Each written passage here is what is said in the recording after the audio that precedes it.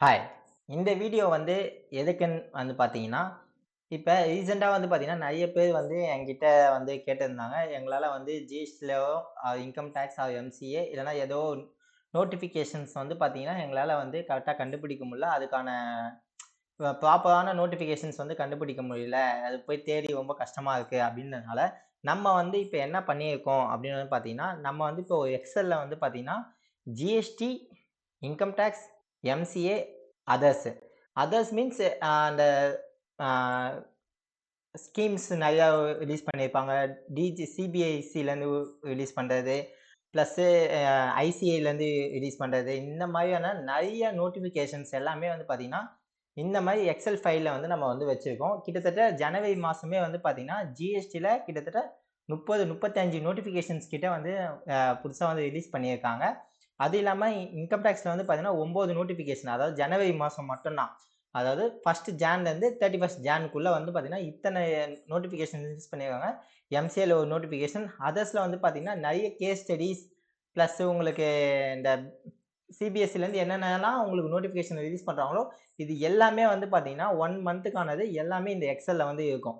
So இத வந்து நீங்க எப்படி வந்து ஆக்சஸ் பண்ணலாம் அப்படின்னு பார்த்தீங்கன்னா, இங்க வந்து பார்த்தீங்கன்னா, உங்களுக்கு வந்து லிங்க் வந்து பிடிஎஃப்க்கான லிங்க் வந்து குடுத்துருக்கும். ஸோ அந்த லிங்க்க வந்து நீங்க ஜஸ்ட் ஓப்பன் பண்ணீனீங்கனாலே உங்களுக்கு வந்து அந்த லிங்க்குக்கு என்ன அட்வைஸரி குடுத்துருக்காங்க, அதுக்கான டிஸ்கிரிப்ஷன் வந்து நீங்க மென்ஷன் பண்ணியிருப்போம்.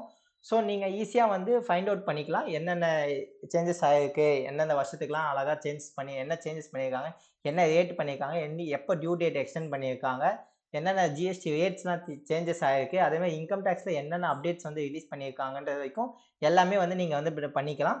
அதேமாரி வந்து பார்த்தீங்கன்னா, உங்களுக்கு இதுல வந்து நீங்க பிரிண்ட் பண்ணிக்கலாம். டவுன்லோட் ஆப்ஷன்ஸும் வந்து உங்களுக்கு வந்து இதுல வந்து எல்லாமே அவைலபிளா இருக்கும்.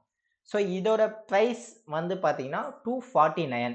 ஸோ இந்த ஸ்க்ரீன்ல நம்பருக்கு வந்து பார்த்தீங்கன்னா, நீங்க ஜிபே ஆர் கூகுள் பே பண்ணிக்கிட்டு, உங்களோட அது ஸ்கிரீன்ஷாட் எனக்கு வந்து WhatsAppல ஷேர் பண்ணீங்கன்னா, உங்களுக்கு வந்து பிளஸ் வித் உங்களோட இமெயில் ஐடியோட நீங்க ஷேர் பண்ணீங்கன்னா, உங்களுக்கு அடுத்த நிமிஷமே வந்து பார்த்தீங்கன்னா, இந்த எக்ஸெல் வந்து ஷேர் பண்ணிடுவோம். ஸோ நீங்க எப்ப வேணா இது வந்து பார்த்தீங்கன்னா, லைஃப் டைம் வந்து உங்களுக்கு வந்து நீங்க எப்ப வேணா நீங்க வந்து இத வந்து ஆக்சஸ் பண்ணிக்கலாம். ஸோ நீங்க ஜஸ்ட் ஒண்ணுமே இல்ல.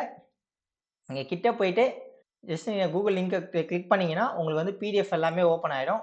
ஸோ அதுக்கான அஃபிஷியலான நோட்டிஃபிகேஷன் ஓப்பன் ஆயிடும். என்ன பண்ணியிருக்காங்க, என்ன சேஞ்சஸ் பண்ணியிருக்காங்கன்றது மொத்தமா வந்து பார்த்தீங்கன்னா, இதுல வந்து நம்ம வந்து அப்டேட் பண்ணியிருப்போம்.